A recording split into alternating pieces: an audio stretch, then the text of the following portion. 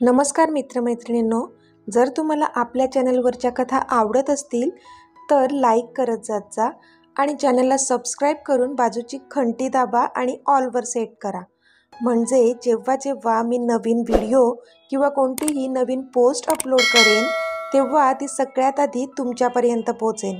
धन्यवाद। तर वळूया आपल्या कथेच्या पुढच्या भागाकडे।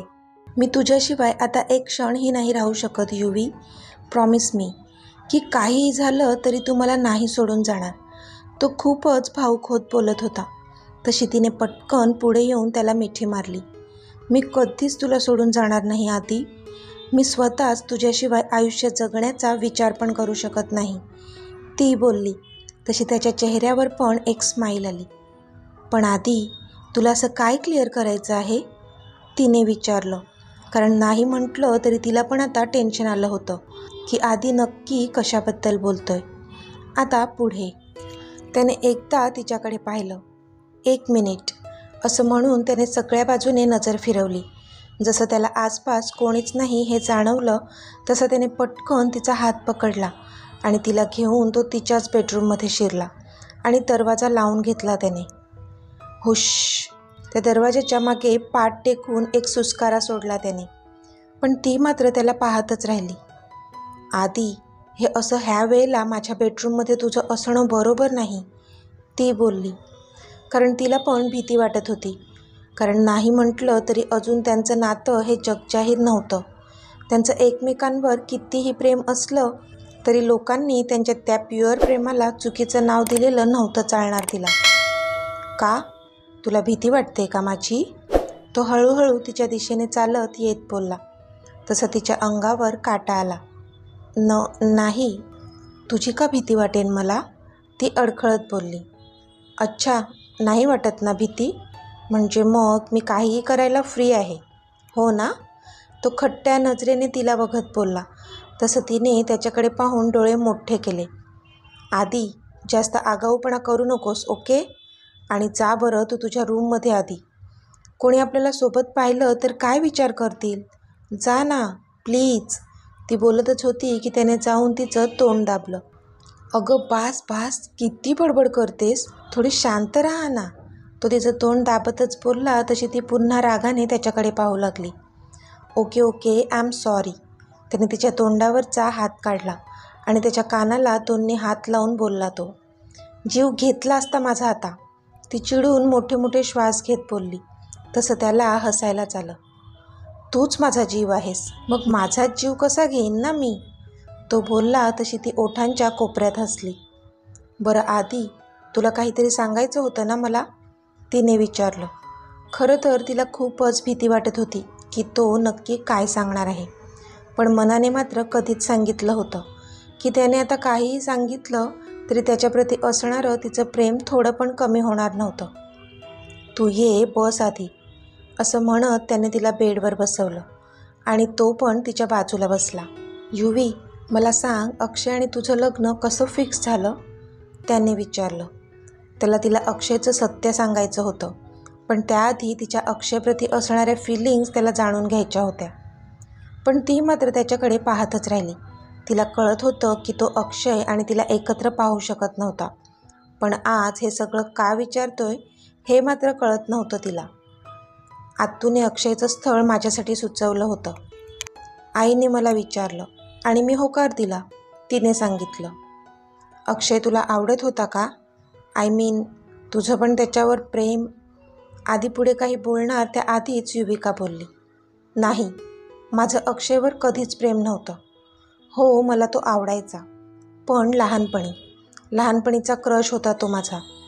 तुला तर माहीतच असेल ना, लहानपणी भावला भावलीच्या खेळात पण मी त्याचीच बायको व्हायचे आणि तू भटजी व्हायचा, ती बोलली। तसं त्याला पण हसायला आलं, कारण खरंच तो तेव्हा भटजी व्हायचा आणि शुभमंगल सावधान म्हणून त्यांचं लग्न लावायचा।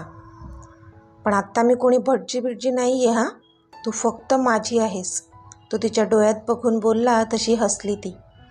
आदी, तुला सांगू, जेव्हा आईने मला अक्षयबद्दल लग्नासाठी विचारलं होतं तेव्हा मी इतकी खुश झाले होते ना, मला वाटलं की जो माझा लहानपणीचा क्रश होता त्याच्याशीच माझं लग्न होतंय।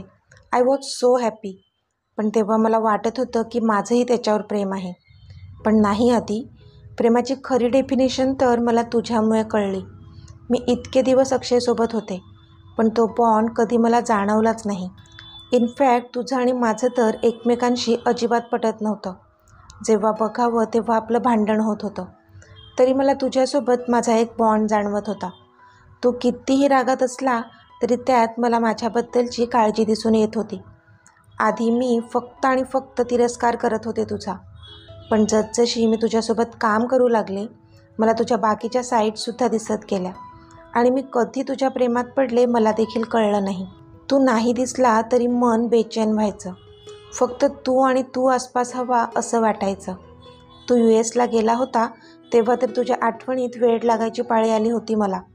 इतकी डेस्परेट झाले होते मी, फक्त तुला एकदा पाहण्यासाठी.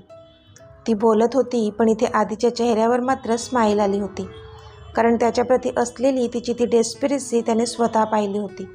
मी स्वतःला थांबवण्याचा खूप प्रयत्न केला, तुझ्यावर प्रेम न करण्यासाठी, तुझ्यात न अडकण्यासाठी, पण असमर्थ ठरले. कदाचित माझ्या आडमुठेपणापेक्षा माझं तुझ्यावर असलेलं प्रेम जास्त होतं आणि म्हणूनच मला माझा हट्ट सोडावा लागला. पण आज मी इतकी खुश आहे, इतकी खुश आहे की मी तुला एक्सप्रेस पण करू शकत नाही. प्रेम इतकं सुंदर असू शकतं ह्याची कधी कल्पना पण केली नव्हती मी. I love you so much. ती त्याला मिठी मारत बोलली तशी त्याच्या चेहऱ्यावर पण भली मोठी स्माईल आली. I love you too sweetie, तो पण बोलला. पण अक्षयचं काय? अक्षयने लग्नाला का होकार दिला? त्याचं तुझ्यावर प्रेम आहे का? म्हणजे त्याने असं कधी तुला काही बोलून दाखवलं आहे का? त्याने मुद्दामच विचारलं, कारण अक्षयच्या मनात काय चाललं आहे ह्याचा ठाव ठिकाणा लागत नव्हता. त्याने नक्कीच युविकाला खोटं खोटं काही सांगितलं असणार. आधीला आयडिया होती त्याची, पण त्याला ते युविकाच्या तोंडून ऐकायचं होतं. ॲक्च्युली मला पण आधी वाटत होतं ना की मला तो आवडतोय, म्हणून मीच त्याला विचारलं होतं की त्याला माझ्याबद्दल काय वाटतंय, म्हणजे त्याने लग्नाला का होकार दिला. त्यावर त्याने मला सांगितलं की मी त्याला आवडते, लहानपणीपासूनच आवडते, म्हणून त्याने ह्या लग्नासाठी होकार दिला. त्याचं ऐकून मी पण खुश झाले होते, पण त्याच्या वागण्या बोलण्यावरून मला असं कधीच जाणवलं नाही की त्याचं माझ्यावर प्रेम आहे. इवन मला पण त्याच्याबद्दल खास असं काहीच वाटत नव्हतं. पण लहानपणीच्या मैत्रीला मी प्रेमाचं नाव देऊन मोकळी झाले होते. प्रेमाच्या खऱ्या फिलिंग्स तर तुझ्यासाठी मला वाटत होत्या, ज्या नंतर मला कळल्या. मग तू जवळ असो वा नसो, त्या फिलिंग्स कधीच कमी होत नव्हत्या. तेव्हा तर मला माहीतही नव्हतं की तुला पण माझ्याबद्दल असं काही वाटतंय. पण तरी मी एकतर्फी तुझ्यावर प्रेम करत होते. ती बोलत होती, पण बोलताना तिच्या चेहऱ्यावर जो आनंद होता तो मात्र ओसंडून वाहत होता. तो मात्र तिच्याकडे एकटक पाहत होता. तिचा इतका आनंदी चेहरा पाहून त्याला वाटत नव्हतं की अक्षयचं सत्य आता तिला सांगावं, कारण कितीही केलं तरी अक्षय तिचा लहानपणीचा मित्र होता. त्याचं असं तिला फसवलेलं ऐकून तिला खूप मोठा धक्का बसणार होता. पण आत्ता मात्र मला खूप गिल्ट आले की मी माझ्या स्वार्थासाठी अक्षयला फसवते. म्हणजे आपल्या दोघांच्या नात्यासाठी मी खूप खूप खुश आहे, पण आता हे गिल्ट मला जगू देत नाही आहे. जेव्हा जेव्हा मी अक्षयचा चेहरा पाहते मला त्याच्यासाठी खूप वाईट वाटतंय, युविका खाली मान घालून बोलली. तू अजिबात वाईट वाटून घेऊ नकोस युवी. अक्षय त्या लायकीचाच नाही आहे की त्याच्यासाठी कोणाला वाईट वाटावं, निदान तुला तरी नाहीच. तिचा चेहरा ओंजळीत पकडत तो बोलला. त्याला खूप राग आला होता अक्षयचा, पण ती मात्र त्याच्याकडे पाहतच राहिली. आधी प्लीज, हे काय बोलतोयस तू? तिने तिचा चेहरा त्याच्या हातातून सोडवून घेत विचारलं. तसा त्याने एक सुस्कारा सोडला. युवी, तुला आठवतंय जेव्हा मी तुला प्रपोज केला होता तेव्हा मी तुला म्हणालो होतो की अक्षय तुझ्या लायक नाही आहे, आधी बोलला. पण युविकाला मात्र ते जसंच्या तसं आठवत होतं आणि त्यावर तिने त्याला खूप सुनावलं होतं ते सुद्धा आठवलं होतं तिला, की तू स्वतःच्या स्वार्थासाठी स्वतःच्या भावाला खोटं ठरवतोय, असं म्हणाली होती ती त्याला तेव्हा. ती मात्र आता अस्वस्थ झाली होती, कारण कितीही झालं तरी आधीने तिच्याप्रती असलेल्या खऱ्या भावना त्या दिवशी एक्सप्रेस केल्या होत्या, पण तिने मात्र सपशेल नकार दिला होता त्याला, म्हणून तिला आता खूपच वाईट वाटत होतं. हो, त्याचं काय? अक्षयने असं काय केलं आहे आधी? तिने विचारलं. तिला आता सत्य जाणून घ्यायचं होतं. तसा त्याने मात्र एक दीर्घ श्वास घेतला आणि पुढे बोलू लागला तो. मग त्याने तिला ते सगळं सांगितलं. म्हणजे तो हॉस्पिटलमध्ये अक्षयला भेटायला गेला होता ते, आणि त्याने तिकडे अक्षय आणि दिव्याला नको त्या अवस्थेमध्ये पाहिलं होतं ते, आणि नर्सकडून कळलं होतं की हे तर त्यांचं रोजचंच असते, म्हणून तो कोणाचे कॉल्स पण रिसीव्ह करत नाही. हे सगळं त्याने युविकाला सांगितलं. पण हे ऐकून युविकाच्या तर पायाखालची जमीनच सरकली. व्हॉट? युवी बोलली. येस युवी, मी हे सगळं माझ्या डोळ्यांनी पाहिलं आहे, म्हणून मी पण विश्वास ठेवला. हे जर कोणी दुसऱ्याने मला सांगितलं असतं तर कदाचित मी नसता ठेवला विश्वास, कारण अक्षय असं काही करू शकतो हे तर मला स्वप्नात पण वाटलं नसतं, आदी बोलला. पण युविका मात्र शून्यात बघत होती. युवी? त्याने तिच्या खांद्यावर हात ठेवून तिला भानावर आणलं. आदी, म्हणजे तो मला पण फसवत होता? युविकाच्या डोळ्यात खूप राग जमा झाला होता. अनफॉर्च्युनेटली येस, पण हेच सत्य आहे युवी. तो बोलला तशी ती मात्र त्याच्या गळ्यात पडून रडू लागली. त्याला काही कळेना, कारण तिचं अक्षयवर रागावणं तर त्याला एक्सपेक्ट होतं, पण ती रडत का होती ते मात्र त्याला कळत नव्हतं. आदी, आय एम सॉरी आदी. त्या दिवशी तू मला अक्षयचं सत्य सांगत होतास, पण मी मूर्ख होते. मी उलट तुलाच नको नको ते बोलले. प्लीज मला माफ कर. ती त्याच्या गळ्यात पडून रडत होती. श्श, बास, अजिबात रडायचं नाही आता. त्याने तिचा चेहरा त्याच्या बाजूने केला आणि तिच्या डोळ्यातले अश्रू पुसले. तशी ती थोडं थोडं मुसमुसू लागली. युवी, माझ्याकडे बघ.